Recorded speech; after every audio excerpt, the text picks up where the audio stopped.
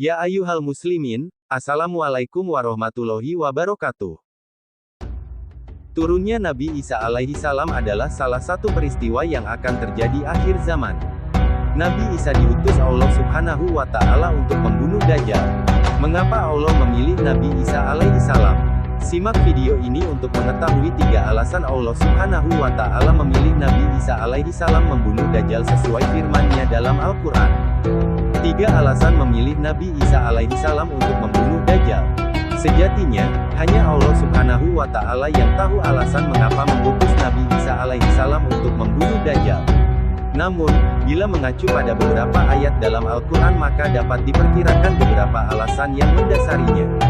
Dalam buku At-Tazkirah Jilid 2, Bekal Menghadapi Kehidupan Abadi, 2013 karya Imam Syamsuddin Al-Qurtubi, ada 3 alasan yang dijelaskan dalam Al-Quran mengapa yang diutus adalah Nabi Isa alaihi salam, bukan yang lain. 1. Membuktikan Nabi Isa alaihi salam masih hidup. Alasan pertama yaitu membuktikan bahwa Nabi Isa alaihi salam masih hidup. Ini sesuai dengan Al-Quran Surat An-Nisa ayat 159. Artinya, tidak ada seorang pun dari ahli kitab, kecuali akan beriman kepadanya Isa sebelum kematiannya. Dan di hari kiamat nanti Isa itu akan menjadi saksi terhadap mereka. Quran Surah An-Nisa, 159. Hal ini membuktikan bahwa tuduhan bahwa Nabi Isa alaihi salam telah disalib kaum Yahudi adalah salah. Sebab selama ini kaum kafir mempercayai bahwa Nabi Isa alaihi salam sudah wafat. Sementara Allah Subhanahu wa Ta'ala menegaskan dalam firman-Nya bahwa Nabi Isa alaihi salam telah diangkat ke langit sebelum kaum Yahudi membunuhnya. Di hari akhir, Dajjal muncul dengan segala tipu dayanya, kemudian dibayatlah dia oleh kaum Yahudi. Kaum Yahudi juga bersedia menjadi bala tentaranya, dengan keinginan membalas dendam terhadap kaum muslimin. Kemudian Allah Subhanahu wa Ta'ala menurunkan Nabi Isa alaihi salam yang menurut mereka sudah mereka bunuh di masa lalu. Allah menolong Nabi Isa alaihi salam berhasil membunuh Dajjal dan mengalahkan bala tentaranya. Di masa itu, mereka sama sekali tidak bisa lolos. Bahkan, jika ada seorang Yahudi yang bersembunyi di balik pohon, batu atau dinding, maka benda-benda itu akan berseru, "Ya Ruh Allah, di sini ada orang Yahudi."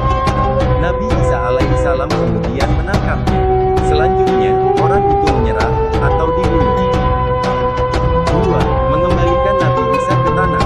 Alasan kedua, barangkali Allah Subhanahu wa Ta'ala mengembalikan Nabi Isa alaihi salam ke bumi karena manusia berasal dari tanah, maka akan kembali ke tanah. Ini sesuai dengan surat Taha ayat 55, yang artinya, "Dari bumi tanah kami menciptakan kamu, dan kepadanya kami akan mengembalikan kamu, dan daripadanya pula kami akan mengeluarkan kamu pada kali yang lain." Taha 55. Kemungkinan Nabi Isa alaihi salam diturunkan ke bumi karena ajalnya sudah dekat. Nabi Isa alaihi salam pun nantinya akan dimakamkan di tanah suci dan nantinya akan dibangkitkan bersama manusia lain di hari kebangkitan. Ulama berbeda pendapatan mengenai lokasi makam Nabi Isa. Ada yang mengatakan di Bait Al-Maqdis dan ada yang mengatakan akan dimakamkan bersama Nabi Muhammad Shallallahu Alaihi Wasallam. Turunnya Nabi Isa alaihi salam saat itu bertepatan dengan keberadaan Dajjal di muka bumi yang sudah menyebar fitnah, bahkan sudah mengaku sebagai Tuhan. Maka tidak ada seorang pun dari kaum muslimin yang sanggup melawannya, kecuali Nabi Isa. 3. Menjalankan kewajiban jihad. Alasan ketiga yaitu menjalankan kewajiban jihad sebagai kaum muslimin. Nabi Isa alaihi salam sendiri pernah berdoa kepada Allah Subhanahu wa Ta'ala agar dijadikan umat Nabi Muhammad Shallallahu Alaihi Wasallam, maka Nabi Isa alaihi salam diturunkan ke bumi untuk menjadi umat Nabi Muhammad Shallallahu Alaihi Wasallam.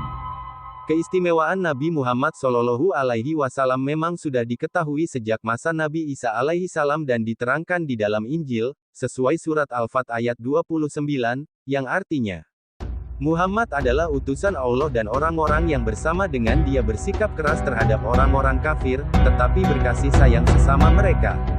Kamu melihat mereka ruku dan sujud mencari karunia Allah dan keridhaannya. Pada wajah mereka tampak tanda-tanda bekas sujud. Demikianlah sifat-sifat mereka yang diungkapkan dalam Taurat dan sifat-sifat mereka yang diungkapkan dalam Injil. Saat Nabi Isa alaihi salam turun ke bumi, Dajjal sudah berada di tengah masyarakat dan memperdaya manusia. Sebagai kaum muslimin, Nabi Isa alaihissalam berkewajiban untuk berjihad melawan Dajjal dan bala tentaranya. Demikian tadi telah kita ketahui 3 alasan Allah Subhanahu wa Ta'ala memilih Nabi Isa alaihissalam turun ke bumi dan membunuh Dajjal di hari akhir. Bisa saja ada alasan-alasan lain selain yang disebutkan di atas, sebab sejatinya hanya Allah Subhanahu wa Ta'ala yang mengetahui alasan ditetapkannya segala sesuatu.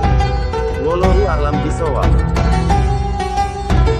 Terima kasih sudah menonton video ini, mohon maaf atas segala kekurangan dan sampai jumpa di video berikutnya. Ya ayyuhal muslimin, Assalamualaikum warahmatullahi wabarakatuh.